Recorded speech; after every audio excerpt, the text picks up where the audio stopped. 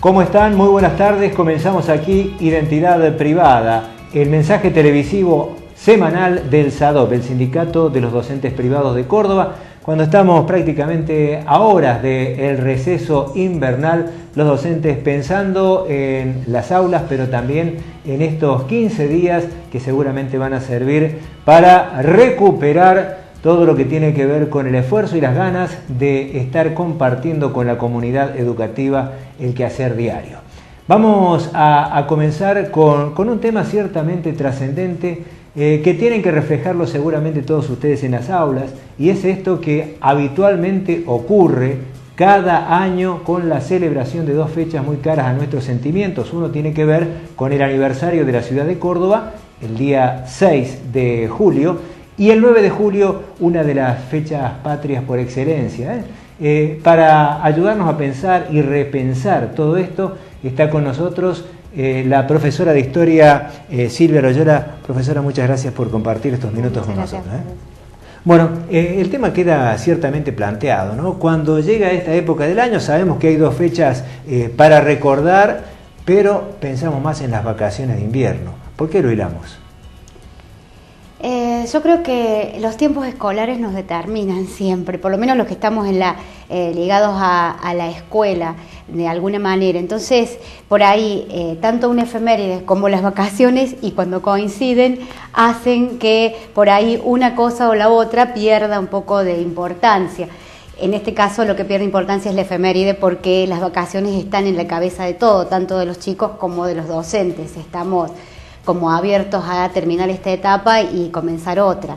Sin embargo, el acto del 6 de julio y del 9 de julio es de los más importantes dentro de la escuela, incluso tiene esa categoría principal de acto único, es decir, toda la escuela festeja, celebra estos acontecimientos. Está bien, entonces tenemos que cumplir necesariamente con las efemérides, como cada año, mucho más allá de que estemos ya de vacaciones, ¿no? Yo creo que las efemérides en la escuela son muy importantes. Tienen que ser parte del proceso de enseñanza-aprendizaje, si no pierden totalmente el sentido, y creo que es necesario que nos replanteemos los docentes cuál es el rol que cumplen las efemérides en la escuela.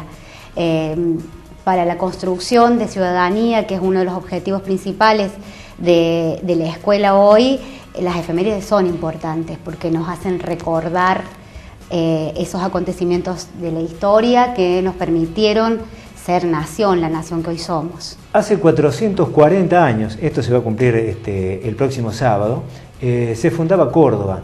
A través de los tiempos, podemos decir que cómo se ha relacionado con el futuro, con el avance, con nuestra propia historia esta fecha. ¿La tenemos que recordar solamente con lo que ocurrió con Jerónimo Luis de Cabrera a orillas del río Suquía, o podemos agregarle algo más?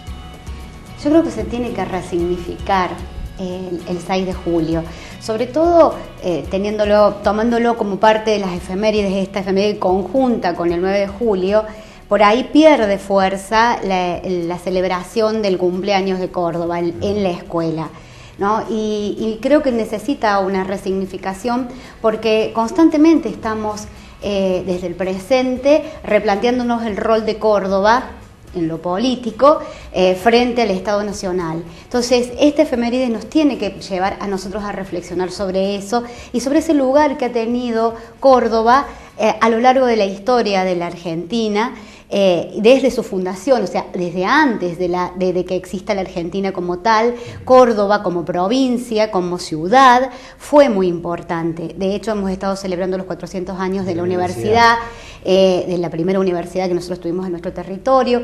Eso habla de una importancia enorme dentro de la conformación de lo que hoy es Argentina en nuestra ciudad. Me parece que sí, que hay que resignificarla, hay que ver esos... Hoy yo pensaba, ¿no?, preparando unas notas para el acto del próximo 6 de julio, pensaba en algunas características que tiene Córdoba desde su momento de nacimiento, desde esa rebeldía que tuvo Jerónimo Luis de Cabrera para fundar Córdoba a pesar del mandato de no hacerlo. y que desde allí nos ha como caracterizado, por lo menos en el imaginario, Córdoba es parte de esa rebeldía, tiene esas rebeldías que después se manifiestan con la reforma del 18, que después es parte del Cordobazo en el 69, es decir, tenemos como una impronta en nuestra personalidad que tiene ese elemento. Y por el otro lado, también somos netamente coloniales, tradicionales, conservadores. Hay como un cruce allí en nuestra personalidad que es interesante de ver y de analizar, ¿no? Porque somos esa rebeldía, pero también tenemos esta Córdoba de las campanas, esta Córdoba tradicional, esta Córdoba que rechaza algunos cambios dentro de la vida social y política en todos los momentos de la historia argentina, ¿no? Desde la Revolución de Mayo, cuando fue el foco de la contrarrevolución, hasta, podríamos hablar del divorcio, en la época de Alfonsín, todo lo que hay en debates de ley del aborto, es decir, hay como toda una tendencia dentro de nuestra personalidad ciudadana, donde tenemos estas dos contradicciones, o esta contradicción, la de la rebeldía y la de el conservadurismo, ¿no? Y rebeldía también que queda manifiesta en los últimos tiempos, no la historia, no los libros de historia, sino los diarios están reflejando de los últimos 30 años, cuando hemos marcado muchas diferencias, algunos dicen para bien, otros no tanto, con lo que ha ocurrido a nivel nacional. Es cierto. Siempre estamos y me parece que esa es la mirada que nosotros tenemos que tener también en la escuela para poder ubicarnos dentro de este contexto actual. O sea, el pasado tiene que ayudarnos a reflexionar sobre el presente y la escuela tiene un rol importante en ese sentido, porque está formando ciudadanos. Entonces, mirar el pasado tiene que estar siempre en relación de cómo yo actúo en el presente, ¿no? Y ver esta Córdoba que, como vos decís, siempre también ha estado como a contrapelo de los gobiernos nacionales, ¿no? Está bien. Bueno, esto en cuanto a la celebración del próximo sábado, pero el próximo martes tenemos el 9 de julio, el día de la Declaración de la Independencia, la casita de Tucumán que queda en la retina y en la mente de los chicos, pero ¿cómo podemos traerla al hoy, lo que ocurrió aquel 9 de julio en San Miguel de Tucumán? Yo creo que los debates más importantes del Congreso de Tucumán fueron justamente sobre las autonomías provinciales y el centralismo porteño, ¿no? Esos fueron grandes debates que incluso llevaron a que no se concretara en una constitución en ese momento. Se declara la independencia, pero el Congreso, que era constituyente, no da una constitución, ¿no? No cumple con ese objetivo primero que había tenido.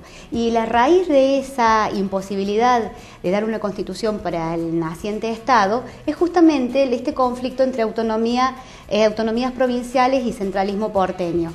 Y lo ligo con lo que veníamos hablando de Córdoba. Tiene que ver, eso está dentro de toda la sustancia que conforma nuestro Estado nacional, ¿no? Ese conflicto está latente, y para pensarlo, me parece a mí, en relación a independencia, que por ahí los gobiernos nacionales trazan una política que determina una mirada independentista, podría decirse, con respecto a otros gobiernos, y lo llevamos al presente, está dentro del discurso del gobierno actual, ¿no? Está de romper con las dependencias y demás.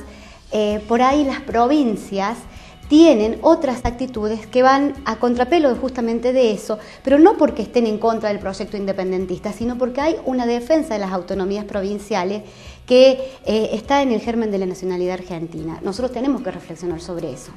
Está bien. Profesora, muchísimas gracias porque nos ha ayudado muchísimo, y seguramente a quienes están del otro lado del televisor en repensar, en resignificar lo que han sido estos 2 episodios de nuestra historia que nos aprestamos a celebrar, a conmemorar. Muchas gracias a ustedes. Nosotros seguimos en Identidad Privada.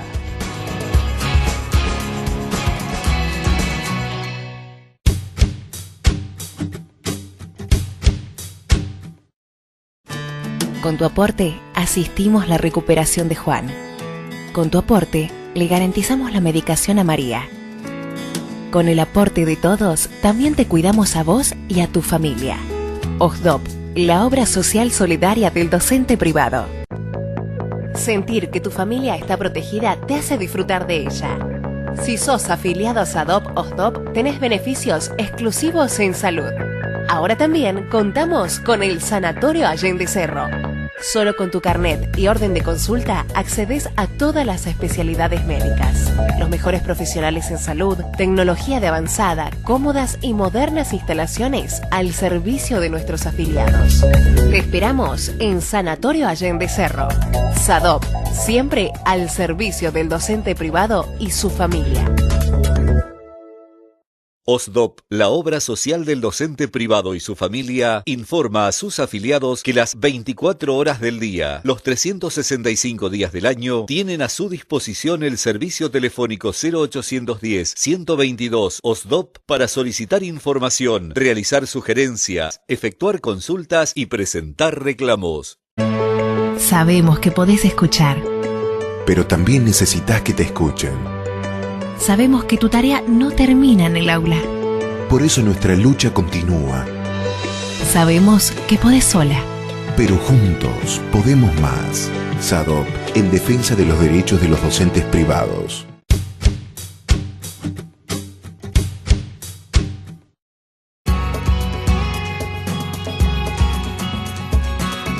En Identidad Privada abordamos temas trascendentes, novedades que trae el secretario general de SADOP de Buenos Aires, Claudio Gelati. Gracias por compartir estos minutos. ¿De qué se trata estas buenas nuevas que llegan de Capital? No, gracias a ustedes. Bueno, el pasado lunes 1 de julio hemos firmado 3 acuerdos en el marco del convenio colectivo que fijan condiciones mínimas para los docentes privados de toda la República de Argentina.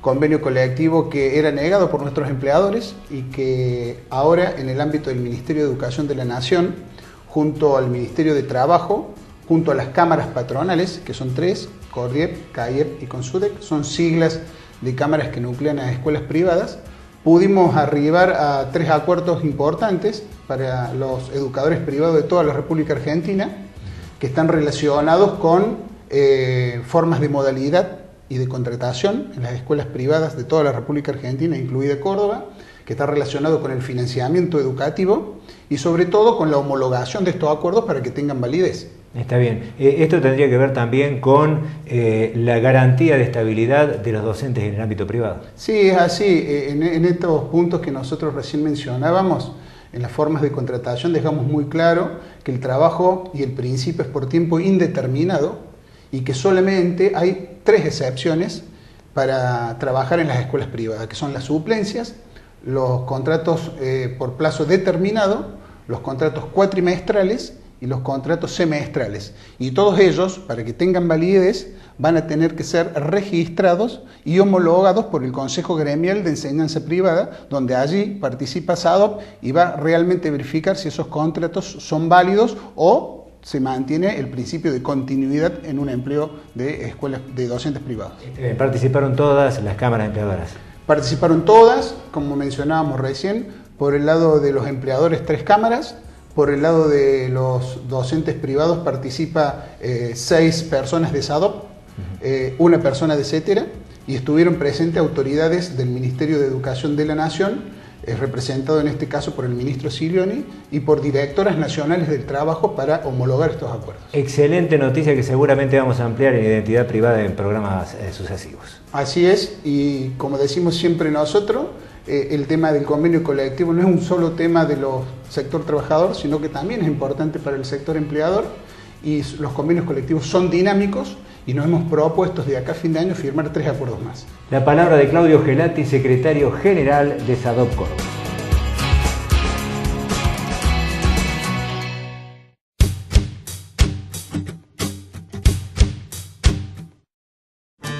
Con tu aporte, asistimos la recuperación de Juan.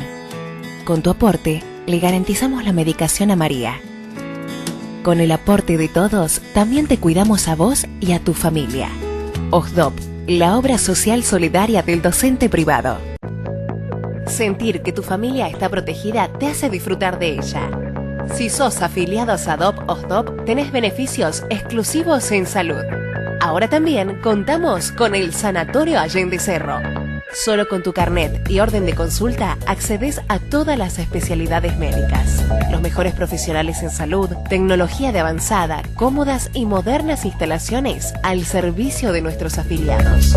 Te esperamos en Sanatorio Allende Cerro. SADOP, siempre al servicio del docente privado y su familia.